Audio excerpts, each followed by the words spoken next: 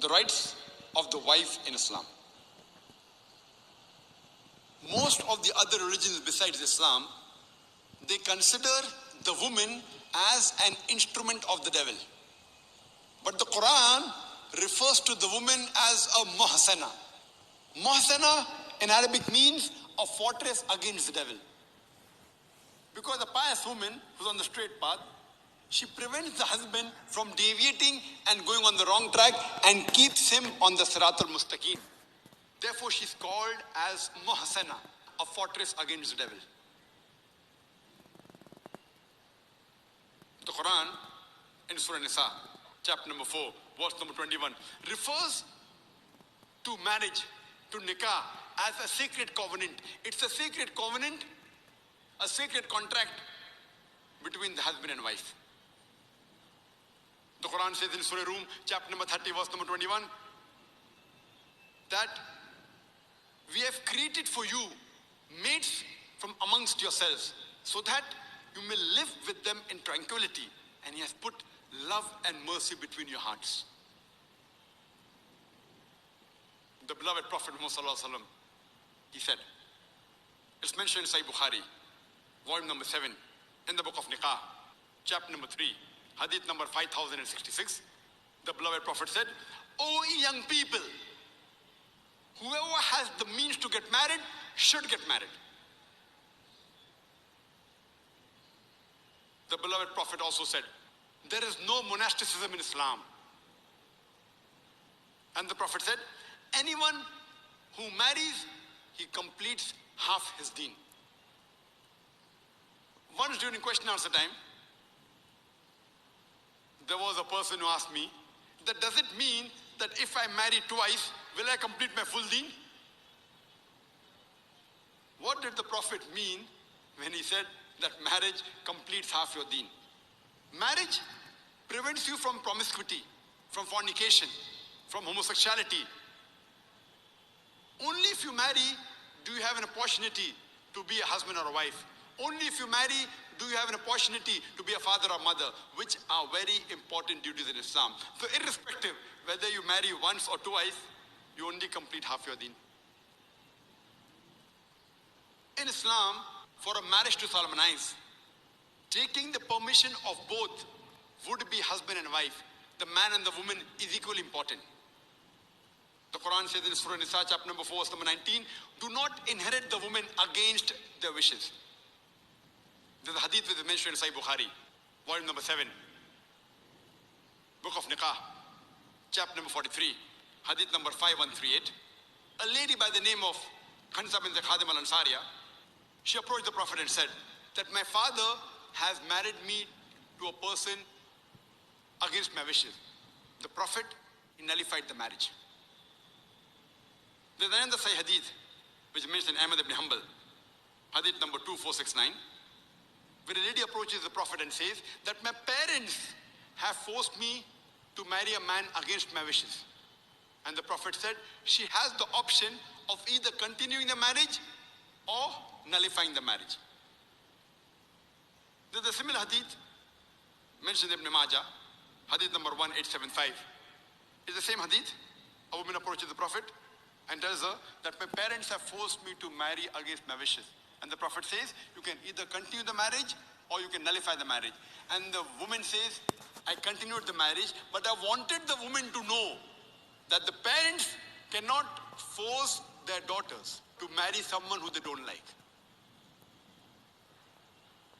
The Quran says in Surah Baqarah, chapter number 2, verse number 228, that the women have rights similar to those against them on terms equitable, but the men have a degree of advantage.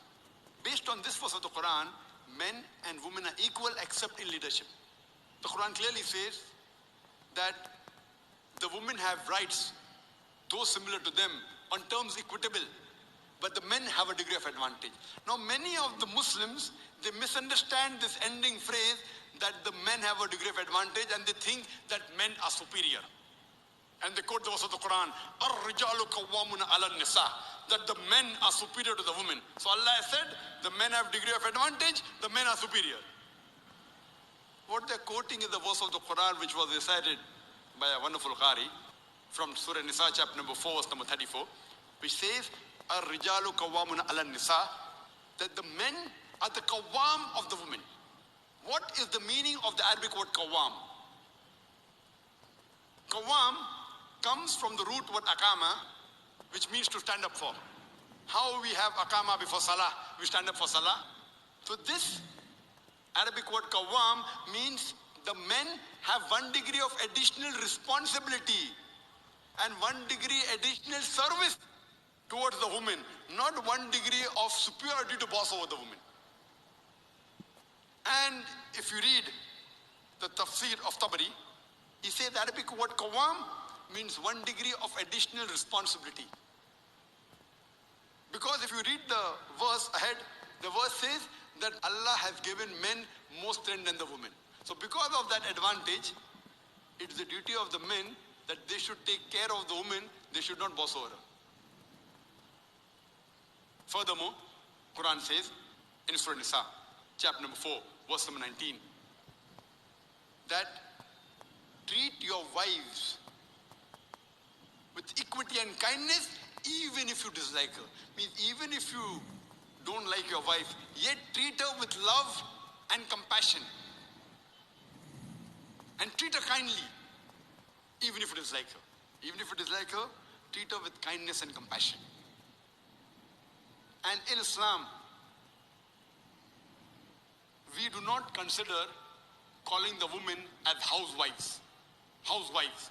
You know, housewife, if you analyze, means she's married to the house. In Islam, we don't consider our women, they're married to the house, to be called housewives. You know, in English we have, what is their profession? Housewife. We in Islam prefer calling the women as homemakers because they make the home, they build the home. So inshallah, I believe that the ladies from now onwards, when they have to fill any form, instead of writing the profession, if they are not to write housewife, that's the English terminology. They are marrying you to your house. Prefer mentioning homemaker because the woman builds the home, they make the home. And in Islam, a woman is not married to a master to be treated like a slave. She is married to an equal, and the role is that of partnership. And Quran gives a very good phrase in Surah Baqarah, chapter number 2, verse number 187, where Almighty God says, Hunna libasul lakum wa antum libasul lahunna. That they are your garments and you are the garments. That means your wives are your garments and you are the garments of your wives. What is the role of garment? The role of the garments is to beautify, to conceal, to protect. The husband and wife, they conceal each other's faults. They beautify each other. They help each other. It is a role of hand and glove.